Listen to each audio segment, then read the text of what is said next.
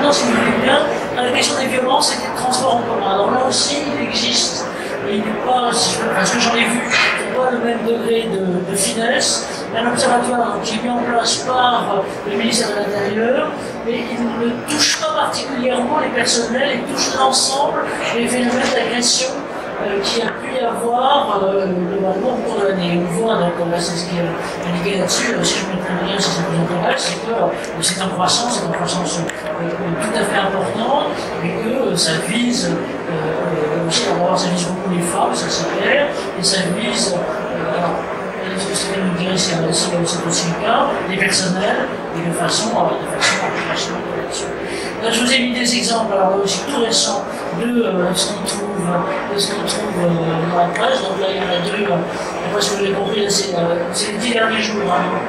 C'est à Lyon, et c'est à Lyon de façon très précise, et où un conducteur, un chauffeur, a été, alors là, c'est deux agressions, il était au début du mois, et un autre après, il transportait, là pour le coup, son problème précédent, aux urgences, de façon particulière. Et puis je vous ai mis une chose qui à quelques mois qui est sur l'île, plus particulièrement, et ce qui est aussi intéressant, nécessaire à prendre en compte, c'est que ce type d'agression, de façon répétée, fait forcément, c'est normal, réagir globalement l'ensemble des équipes, il fait réagir, je vous ai mis ce qu'était la réaction de la CGT de ce côté-là, il fait réagir la CGT sur, parce qu'on peut le protéger, on peut se monter là. On voit bien celui que c'est des problématiques chez soi, c'est des problématiques sécurité, ce sont des problématiques RH et finalement globales à la fois du management des situations, et je dirais c'est aussi pour ça qu'on est là, c'est que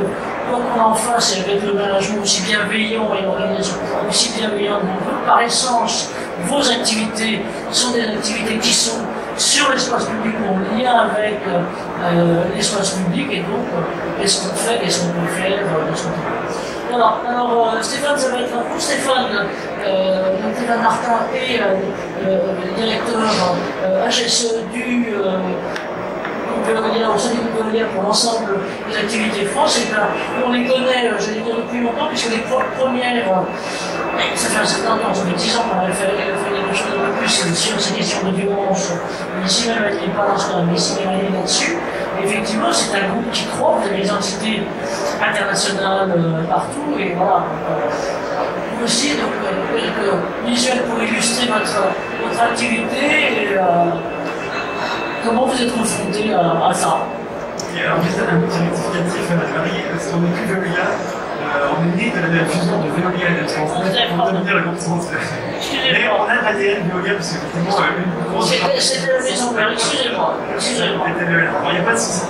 Donc, chez nous, on va voir à peu près des chiffres du mélange de grandeur de ce qu'on entendait tout à l'heure. On vous donnait également quelques chiffres. Transnet, c'est 34 000 collaborateurs. En France, on ne parle pas du monde. Je vais parler de la France. Au niveau de la France, c'est en moyenne chaque année 250 accidents du travail liés aux agressions. Et sur ces 250 accidents, en général, on paie un lourd tribut, puisque les 3 quarts sont des accidents avec arrêt, et on va dire en moyenne 80 jours d'arrêt par accident. Donc chaque année, c'est 14 000 jours d'arrêt qui sont liés aux agressions. Donc vous imaginez déjà l'impact humain, c'est des gens qui sont traumatisés, qui sont en mal-être, parce qu'effectivement, c'est beaucoup de problèmes psychologiques. Et c'est vraiment difficile après de faire revenir ces personnes. Imaginez le conducteur qui tous les jours passe sur son arrêt, qui recroise son agresseur, ça traumatise et ça conduit à ce que la personne soit démotivée et parfois s'arrête parce qu'elle n'arrive plus à supporter la situation. Donc nous, on a décidé de travailler avec l'ensemble de la société. L'acte fondateur sur le travail de l'agression, ça a été le 14 janvier 2020. On a un directeur général qui est très impliqué et très intéressé par tous ces sujets de sécurité de santé, et il nous a demandé d'organiser une journée de mobilisation de tous les collaborateurs de Transnet autour de 5 thématiques. Donc ces 5 thématiques, c'était les accidents les plus graves et les plus fréquents qu'on a pu nous dire, et parmi ceux-là, il y avait bien sûr les agressions. Donc on a réussi à mobiliser 20 000 de nos 34 000 collaborateurs.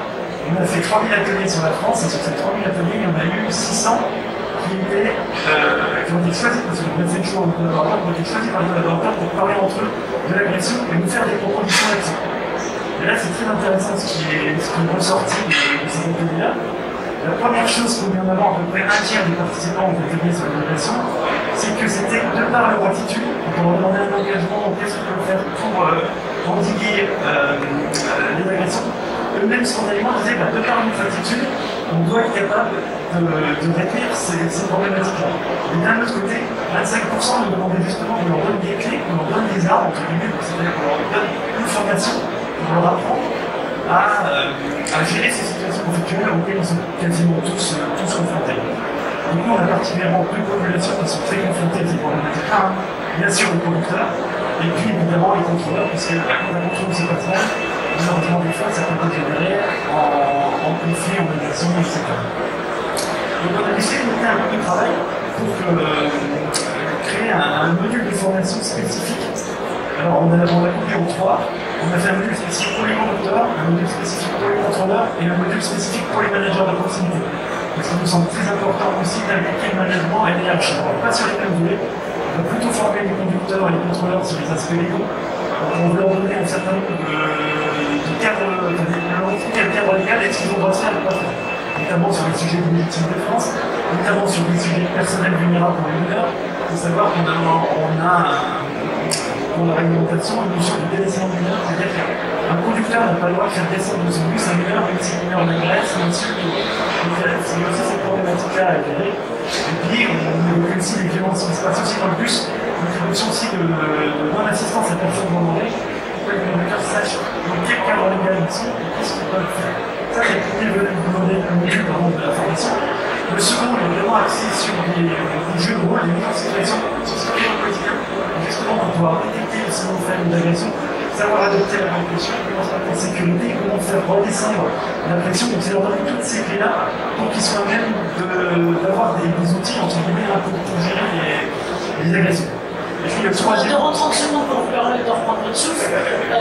Ce qui est un peu intéressant, paradoxal et difficile dans ce type dans ce type à la fois de prévention et de formation, c'est qu'on a des individus au travail qui sont sur l'espace public et qui sont relativement isolés.